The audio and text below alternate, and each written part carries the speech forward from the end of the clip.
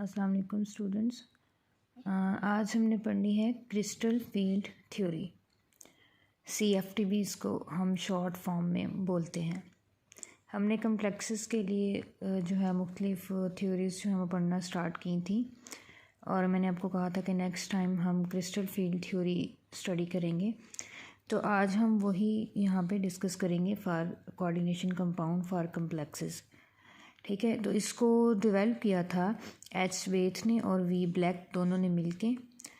ये टोटली जो है थ्योरी ये कहती है कि मेटल आयन और जो लिगेंड है वो उनके दरमियान जो बॉन्ड है वो प्योरली इलेक्ट्रोस्टैटिक, उनके दरमियान एक इंट्रैक्शन होता है। मतलब जो मेटल और लिगेंड है उन दोनों के दरमियान जो बॉन्ड होगा वो आयनिक होगा।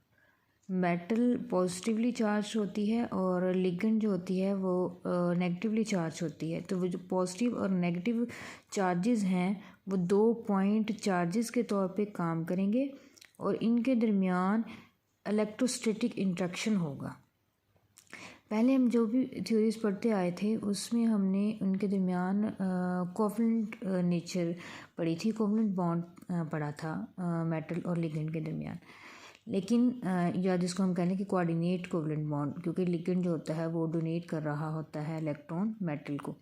लेकिन CFT ने क्या कहा कि जो मेटल और लिगेंड है वो 2 पॉइंट चार्जेस हैं और इन दोनों के दरमियान इलेक्ट्रोस्टैटिक इंट्रैक्शन होगा।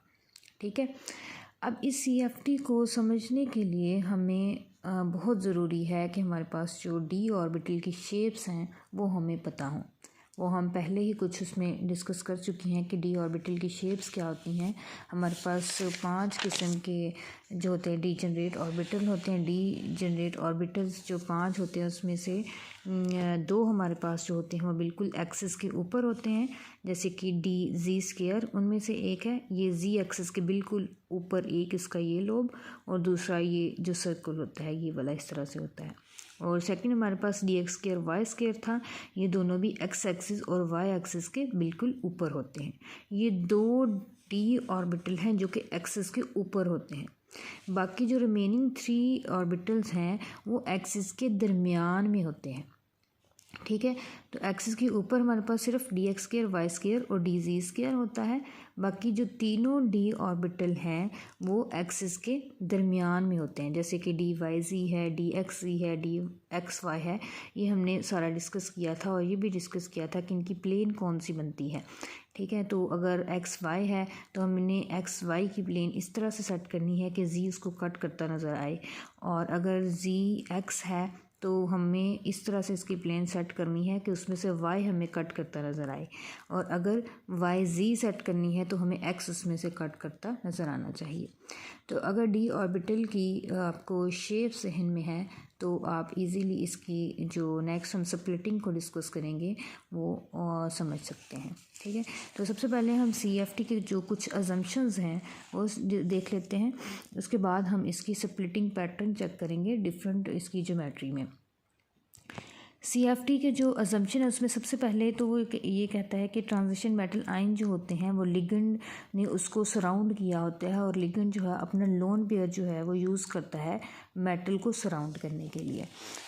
और लिगेंड को हम क्या करते हैं, ligand are regarded as point charges.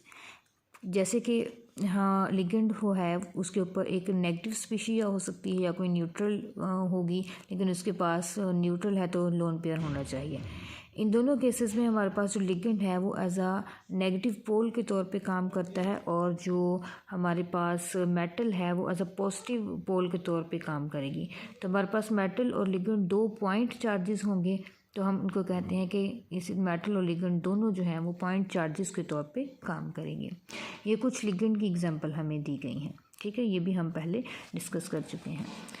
इसके अलावा नेक्स्ट थर्ड इसका अजम्पशन है कि इन दोनों के दरमियान जो इंट्रैक्शन होता है वो प्योरली इलेक्ट्रोस्टैटिक होती है।